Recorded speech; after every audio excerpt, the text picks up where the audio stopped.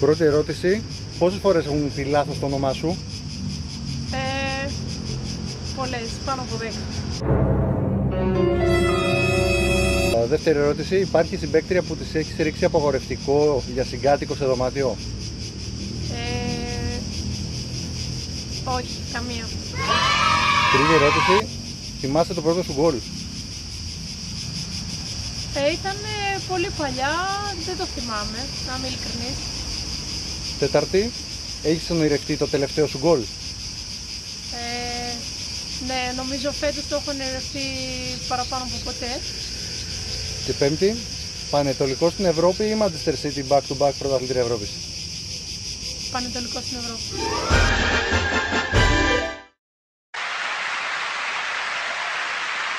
Ladies and gentlemen, please welcome.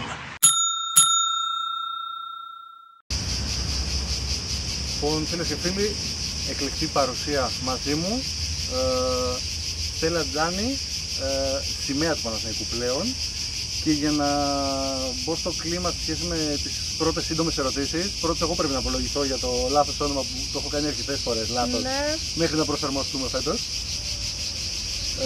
Ήταν μια σκληρή σεζόν για το Παναθηναϊκό από πολλές πλευρές. Πήρατε αυτό που θέλατε, παίξατε ωραίο ποδόσφαιρο, χορτάσατε γκολ φέτος, έτσι?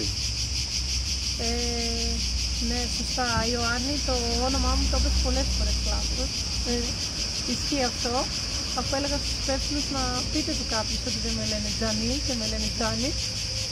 Δεν πειράζει όμως, διαφήμιση ήταν γι' αυτό. Ναι, μια σεζόν με πολλά γκολ, με ωραίες εμφανίσεις, με όμορφο ποδόσφαιρο κατά διαστήματα. Πετύχαμε τους στόχους μας με τον έναν ή τον άλλον τρόπο και τώρα είμαστε έτοιμοι για τα μεγάλα σαλόνια της Αλφα-Εθνικής. Για να ξεκινήσουμε τα αγωνιστικά, ο Παναθηναϊκός απέδειξε την πράξη ότι ήταν καλύτερος. Παρ' όλα αυτά, ακόμα και όταν είσαι πολύ ισχυρός σε ένα πρωτάθλημα που υπάρχει ξεκάθαρο φαβόρι, όπως ήσασταν εσείς και ο Ατρόμητος, καλός ή κακός, αυτό είναι η μεγαλύτερη παγίδα συνήθως, ότι μπορεί να του δώσει μια πολύ μεγάλη σιγουριά? Ναι, είναι παγίδα θεωρώ. Είναι ο τίτλος του φαβορί αυτομάτως δημιουργεί και ένα εισαγωγικά παραπάνω άγχος, ότι πρέπει να αποδείξεις ότι εσύ είσαι η καλύτερη ομάδα. Πέσαμε σε αυτή την παγίδα γιατί ήταν στην αρχή το παιχνίδι με τον Ατρόμητο. Φανήκαμε ανέτοιμοι και νοητικά, δεν ήμασταν μέσα στο παιχνίδι. Και χάσαμε εκεί πέρα πολύ εύκολα το παιχνίδι με τον Ατρόμητο. Τουλάχιστον αυτό στην πορεία δεν μας φύγει. Παρουσιάζεται μια ομάδα με πολλές καινοτομίες φέτος. Είναι κάτι που δεν το έχουμε συνηθίσει ούτε σε ομάδες που είναι δουλεμένες μαζί για πολλά χρόνια με το ίδιο ρόστερ. Είδαμε τη στόπερ να γίνεται center for, τη center for να γυρίζει πίσω, την extreme να παίζει half. Πολύ πρωτοποριακό ποδόσφαιρο για τα δεδομένα του γυναικείου στην Ελλάδα τουλάχιστον.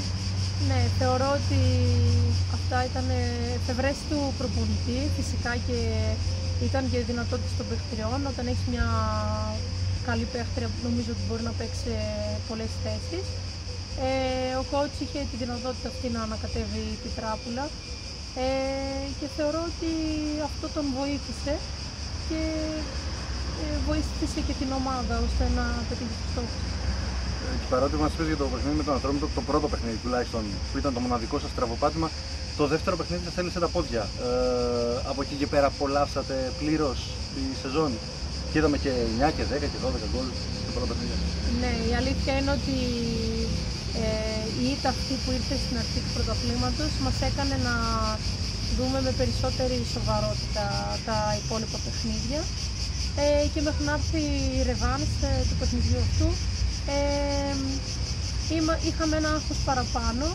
Μετά είδαμε και εμείς, είδατε και εσείς, πλήθηκαν τα πόδια μας, τα σκορ είχαν ξεφύγει σε αρκετά μάτς. Παίζαμε ωραίο ποδόσφαιρο και ευχαριστιόμασταν περισσότερο. Έχεις ζήσει όλη αυτή την προσπάθεια του Παναθηναϊκού τα τελευταία 3 περίπου χρόνια.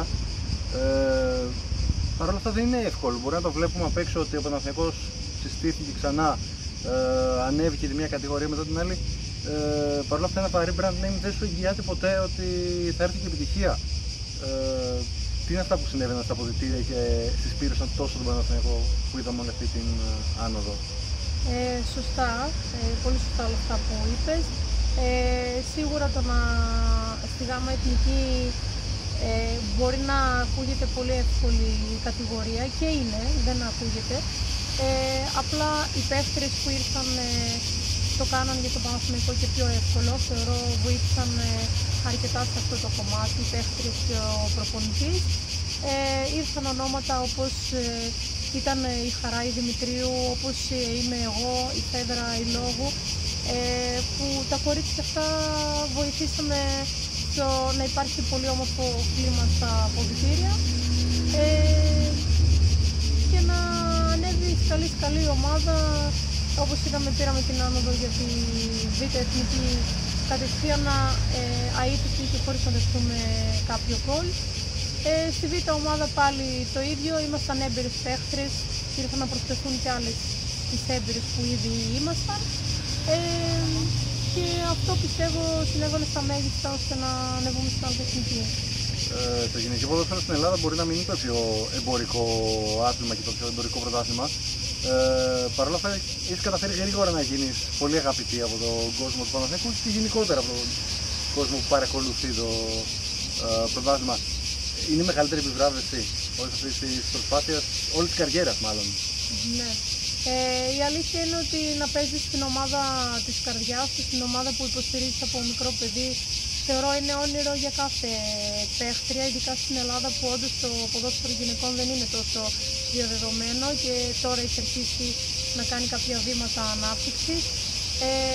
Η αγάπη του κόσμου και αυτό που βλέπω καθημερινά είναι μια επιβράβευση όλων αυτών που έχω επιτύχει μέχρι τώρα στην καριέρα μου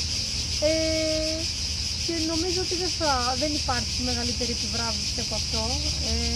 Το να με θαυμάζουν, το να μου δίνουν συγχαρητήρια και όλα αυτά που γίνονται είναι ότι καλύτερο μπορώ να συμβεί μέχρι τώρα. Έχεις πει ότι ο πατέρας του είναι Ολυμπιακός και εσύ Παναθηναϊκός? Ναι, ο μπαμπάς είναι Ολυμπιακός. Οπότε ουσιαστικά ακολούθησες την καρδιά σου και θυσίασες ενδεχομένως κάποιους τίτλους και οδηγήθηκες στα πράσινα, στη ΓΑΜΑ, στη Β' Εθνική τα τελευταία χρόνια. Σίγουρα ναι, δεν ξέρω πώς προέκυψε αυτό. Από μικρή πάντα υποστήριζα τον Παναθηναϊκό χωρίς κάποιος να μου το επιβάλλει. Ενώ ο μπαμπάς, όπως έχω πει, είναι Ολυμπιακός. Σίγουρα πήγαμε στη ΓΑΜΑ και στη Β' Εθνική ακολουθώντας το συναίσθημα και βάλαμε σε δεύτερη μοίρα και εγώ και κάποιες άλλες παίχτρες στην καριέρα μας, εντός εισαγωγικών, ό,τι συναπάγεται αυτό. Δηλαδή θα μπορούσαμε να έχουμε κάποιες άλλες ευκαιρίες παίζοντας στην Α' Εθνική ή κάπου αλλού, αλλά ακολουθήσαμε το θρησκείο. Το ότι ο πατέρας του είχε οικειότητα με το ποδόσφαιρο είναι κάτι που έκανε ίσως την καριέρα σου πιο εύκολη, γιατί θα μπορούσε άνετα κάποιος να βρει πού πας να μπλέξεις σε αυτό το χώρο, διάλεξε κάτι πιο θηλυκό ίσως? Όχι, ο παπάς δεν έχει καμία σχέση με τον αθλητισμό γενικότερα. Εγώ από πολύ μικρή ήμουνα στους στίβους, έκανα στίβο πρωταθλητισμό και από το Αγρίνιο που βρισκόμουν στο στάδιο βρέθηκε μια ομάδα η οποία μου έκανε πρόταση να πάω να παίξω, με είδανε και μετά με κέρδισε το ποδόσφαιρο. Είναι ένας χώρος γεμάτος στερεότυπα, σωστά? Ναι, είναι γεμάτο στερεότυπα, γι' αυτό τώρα όλοι μαζί προσπαθούμε να πάμε ενάντια σε αυτό, να ξεχωρίσουμε ότι δεν υπάρχει γυναικείο κεντρικό ποδόσφαιρο, το ποδόσφαιρο είναι ένα. Υπάρχει ποδόσφαιρο γυναικών, ποδόσφαιρο αντρών, δεν είναι γυναικείο ή αντρικό. Ο κόσμος θα εξοικειώνεται σιγά σιγά, βλέπουμε ότι εντάξει, στο εξωτερικό σίγουρα είναι μεγαλύτερη εξοικείωση. Το βλέπουμε πλέον το γυναικείο ποδόσφαιρο στην τηλεόραση, βλέπουμε Μουντιάλ γυναικών, βλέπουμε Euro τα προηγούμενα χρόνια. Γίνονται βήματα έτσι τα τελευταία χρόνια? Στην Ευρώπη σίγουρα δεν έχει καμία σχέση με την Ελλάδα. Γίνονται τεράστια βήματα, βλέπουμε γήπεδα γεμάτα. Στον πρώτο αγώνα τώρα στο Μουντιάλ των γυναικών ήταν 80.000 κόσμος. Τα γήπεδα είναι γεμάτα, ζητάνε αυτόγραφα στις παίχτες, τα ακολουθούν παντού ακολουθεί τα βήματα του αντρικού. Και από αυτό που βλέπουμε τις τελευταίες μέρες στο Μουντιάλ αποδεικνύεται ότι δεν υπάρχει έλλειψη ποιότητας ή έλλειψη θεάματος πάντως. Ναι, σίγουρα. Νομίζω ότι όποιος παρακολουθεί το Μουντιάλ μπορεί αυτό να βγάλει τα συμπεράσματα και μόνος του. Είναι πολύ ανταγωνιστικά τα παιχνίδια, θεαματικά και δεν νομίζω ότι δεν έχει κάτι να ζηλέψει από το ποδόσφαιρο των ανδρών. Να πάμε στα υπόλοιπα, γιατί προσφάτως μίλησες για ένα σημαντικό θέμα υγείας που αντιμετώπισες. Όλη αυτή η περιπέτεια είναι κάτι που μπορεί να μείνει πίσω ή είναι κάτι που μένει πάντα στο μυαλό, ένα βαρύδι που δεν φεύγει εύκολα? Εντάξει, δεν είναι κάτι απλό να ακούσει από κάποιον γιατρό ότι σου συνέβη αυτό το πράγμα. Τώρα είναι όμως στο μυαλό το πόσο θα διαχειριστείς. Δεν είναι ότι σου συμβαίνει, είναι εσύ πώς θα το διαχειριστείς αυτό. Σίγουρα ήταν κάτι πολύ σοβαρό, αλλά δεν συνέβη μόνο σε μένα, σε πολύ κόσμο μπορεί να συμβεί. Εγώ είχα τη διαφυγή μου τον αθλητισμό και συγκεκριμένα το ποδόσφαιρο και κατάφερα να το αντιμετωπίσω μέσω του ποδοσφαίρου. Σίγουρα δεν φεύγει, πάντα το έχεις στο μυαλό σου, αλλά μαθαίνεις να ζεις με αυτό. Οι άνθρωποι του αθλητισμού είναι λίγο πιο σκληραγωγημένοι και λίγο πιο έτοιμοι να αντιμετωπίσουν τέτοιες δυσκολίες, ότι μπορείς να πειθαρχήσεις λίγο πιο εύκολα, να ακολουθήσεις αυτά που πρέπει? Πιστεύω ναι, ότι αν έχεις περάσει από το στάδιο του πρωτοαθλητισμού, όπως θεωρώ το έχω κάνει εγώ, και γενικά στον αθλητισμό μαθαίνεις να πειθαρχήσεις και τον εαυτό σου και το μυαλό σου, οπότε είναι ένα αβαντάζ αυτό. Και γενικά έχεις διαμορφώσει φαντάζομαι και την προσωπικότητα σου συνολικά όλα αυτή η πορεία. Σίγουρα. Συνήθως όταν αυτοπροσδιορίζεσαι εκτός από ποδοσφαιρίστρια αναφέρεις για τον εαυτό σου ότι είσαι μαμά Χάρη. Ναι. Είναι ο μοναδικός άνθρωπος που κατάφερε έστω και για λίγο να σε βγάλει από το γήπεδο? Για ένα 9μηνο ίσως? Ναι, ισχύει. Είναι ο μοναδικός άνθρωπος που κατάφερε να το κάνει αυτό. Είναι ο λόγος που έχω βάλει σε δεύτερη μοίρα, εντός εισαγωγικών σε δεύτερη μοίρα το ποδόσφαιρο. Το λέω αυτό γιατί όπως γνωρίζετε και εσείς ήμουν παίκτρια της εθνικής ομάδας και ζήτησα να μην ξανακληθώ στην εθνική ομάδα γιατί είχα σκοπό να κάνω οικογένεια. Είμαι περήφανη που είμαι μαμά του Χάρη, δεν το μετανιώνω ούτε στιγμή όμως. Ούτως ή άλλως η καριέρα μάλλον των αθλητών είναι περιορισμένη, είναι 15, 20, 30 χρόνια αν βάλουμε και τα παιδικά. Μια γυναίκα αναγκαστικά πολλές φορές μειώνει αυτό το χρόνο, αυτή την καριέρα με όλες τις υποχρεώσεις. Σίγουρα μειώνεται, ειδικά στην Ελλάδα που είμαστε πολύ πίσω ακόμα σε αυτό το κομμάτι, γιατί στο παγκόσμιο κύπελλο βλέπουμε παίχτρια η οποία γέννησε πριν κάποιους μήνες και τώρα συμμετέχει σε αυτό το υψηλό επίπεδο. Δυστυχώς στην Ελλάδα είμαστε ακόμα πίσω σε αυτό το κομμάτι και αν κάποια γυναίκα θέλει να κάνει οικογένεια και να κάνει παιδί, δεν υπάρχει ανάλογη στήριξη από τις ομάδες και από τους συλλόγους. Ο επαγγελματισμός είναι ακόμα ένα μακρινό σενάριο για την ελληνική πραγματικότητα σε αυτά τα αθλήματα? Πιστεύω δεν είναι ακόμα μακρινό. Πιστεύω έχουν αρχίσει γίνονται βήματα και σίγουρα θα αρχίσουμε τα επόμενα χρόνια να βλέπουμε μεγάλη πρόοδο σε αυτό. Η ζωή ενός αθλητή έχει από μόνη της πολυπίεση, ένταση, πολύ δυναμισμό. Παρ' όλα αυτά, όταν τελειώνει όλο αυτό, έχεις ακόμα καιρό βέβαια μέχρι να τελειώσει και μένει μόνο η οικογένεια και η εργασία έσως, λείπει ένα κομμάτι, είναι ένα όχι βαρύδιο, είναι κάτι που λείπει αλλά στερεί όλη αυτή την ένταση που έχει συνηθίσει εσύ. Σίγουρα δεν το συζητάω, δηλαδή δεν μπορώ να σκεφτώ τον εαυτό μου εκτός των πιθανών γραμμών και γενικά εκτός προπονήσεων, εκτός του αθλητισμού γενικότερα. Είναι όμως μια πραγματικότητα που πρέπει να την αποδεχτώ κάποια στιγμή ότι θα σταματήσει όλο αυτό. Σίγουρα όμως δεν θα σταματήσω να προσφέρω στον χώρο που τόσο αγαπάω. Η προπονητική δηλαδή είναι ένα κομμάτι που έχει στο μυαλό σου ή κάτι παρόμοιο? Είναι ένα κομμάτι, έχω τελειώσει και στο πανεπιστήμιο που μπορώ να μου δώσει την ευκαιρία να εργαστώ και σε κάποια ομάδα και σαν γυμνάστρια και σαν προπονήτρια. Ακόμα στα άμεσα σχέδιά μου δεν είναι να αφήσω την ενεργό δράση για να ασχοληθώ με την προπονητική, αλλά σίγουρα στο μέλλον κάποια στιγμή θα ασχοληθώ και με αυτό. Υπάρχει κάτι που να σου λείπει αυτή τη στιγμή, είτε αυτό είναι η ασφάλεια της εργασίας, η λίγο λιγότερη πίεση ή ο επαγγελματισμός στο ποδόσφαιρο. Μιλάμε για ένα πολύ ιδιαίτερο πρωτάθλημα που δεν έχουμε ακόμα φτάσει στα επίπεδα του εξωτερικού. Ναι, σίγουρα κάθε παίχτρια, όνειρο κάθε παίχτριας θα ήταν να λειτουργήσει σε επαγγελματικά πρότυπα. Ναι, δεν θα μπορώ να πω ότι δεν μου λείπει αυτό το κομμάτι. Θα ήθελα να είμαι επαγγελματίας ποδοσφαιρίστρια.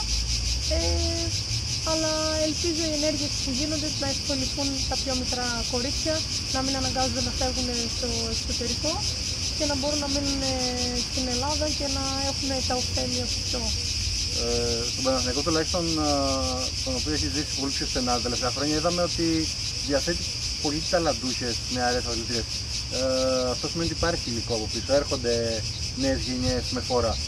Ναι, σίγουρα από ταλέντο άλλο τίποτα. Σίγουρα οι μικρές παίχτρες που έρχονται είναι πολύ ταλαντούχες και γι' αυτό το λόγο πρέπει η Ομοσπονδία να κάνει πράγματα ώστε να γίνονται βήματα προόδου, να μπορούν να αξιοποιούνται αυτά τα ταλέντα και να μην χάνονται. Αυτό που σε ρώτησα νωρίτερα έχει να κάνει με τη Manchester City στην αρχή. Καθώς είμαστε λίγο πολύ κοντά στην ηλικία και νομίζω ότι η δικιά μας γενιά δεν είχε ακόμα προσαρμοστεί στα δεδομένα της City. Εσύ πώς προσεγγίστηκες τόσο νωρίς? Είμαστε ακόμα στη γενιά της United, της City, της Chelsea, της Arsenal. Ναι, δεν ξέρω. Εμένα η ομάδα αυτή με έχει τραβήξει περισσότερο από... Ναι, United, Liverpool, Chelsea, αλλά μου άρεσε το ποδόσφαιρο που παίζει πιο πολύ και την ξεχώρισα. Έχεις πάει σε αγώνα Premier League? Δεν έχω πάει, αλλά θα ήθελα πολύ να πάω. Το Super Cup είναι μια ευκαιρία. Είναι μια ευκαιρία, μακάρι να μπορέσει να μου δώσει προπονητής μάδι. Προφανώς είναι το ιδανικότερο για κάθε γυναίκα ποδοσφαιρίστρια τα δεδομένα της Premier League και το στήσιμο και όλο το marketing που ακολουθεί όλη αυτή η οργάνωση. Σίγουρα νομίζω είναι όνειρο κάθε παίχτριας να αγωνιστεί στην Premier League. Σίγουρα όμως θέλει πολλή δουλειά για μια Ελληνίδα παίχτρια να το καταφέρει αυτό. Ουσιαστικά μιλάμε σε εκείνο το δεδομένο ότι είναι η απόλυτη εξίσωση του αντρικού και του γυναικείου ποδοσφαίρου. Θεωρώ πως ναι, είναι πολύ κοντά, έχουν μικρές διαφορές. Για φινάλε πρέπει να ρωτήσω για την επόμενη σεζόν τι είναι αυτό που ονειρεύεσαι πρωτίστως, γιατί μιλάμε για πρώτη εθνική, το μεγαλύτερο ίσως στόχο που μπορεί να βάλει η ομάδα φέτος. Δεν μπορώ να κρύψω ότι δεν ονειρεύομαι ένα πρωτάθλημα στην Αλφαδινική με τον Παναθηναϊκό και να πάμε στην Ευρώπη. Αυτό θεωρώ ότι είναι ο μεγαλύτερος στόχος, δεν θα μπορώ να πω όνειρο, είναι στόχος και γι' αυτό το λόγο έχουμε βάλει στόχο το πρωτάθλημα και ελπίζω να το καταφέρουμε. Όταν μιλάμε για έναν μεγάλο αντίπαλο, γιατί ουσιαστικά ο μεγάλος αντίπαλος φέτος θα είναι ο ΠΑΟΚ που έχει 17 στα 18 πρωταθλήματα. Πόσο εύκολο είναι στο μυαλό ενός αθλητή να κοντράρει μια ομάδα που έχει το know-how, που έχει συνηθίσει να κερδίζει και πρέπει να της μάθει να χάνει ίσως? Νομίζω ότι ήρθε η ώρα τώρα και ο ΠΑΟΚ να μπει στα δύσκολα. Σίγουρα θα σεβαστούμε όλες τις ομάδες, αλλά σίγουρα δεν θα φοβηθούμε καμία. Θα το κοιτάξουμε στα ίσια. Θεωρώ ότι η ομάδα μας αποτελείται πλέον από παίχτριες που έχουν το DNA του πρωταθλητισμού, οπότε θεωρώ ότι δεν θα δυσκολευτούμε προς την αντιμετώπιση. Ο τίτλος τηλεοφόρο θα ήταν ένα ιδανικό φινάλε σε μια μεγάλη καριέρα. Σίγουρα. Πιστεύω ότι είναι όνειρό μας να πάρουμε τον τίτλο και να το πανηγυρίσουμε στη τηλεοφόρο. Ευχαριστώ πολύ. Ήταν μεγάλη μου χαρά. Ιωάννη, ήταν χαρά μου και εμένα.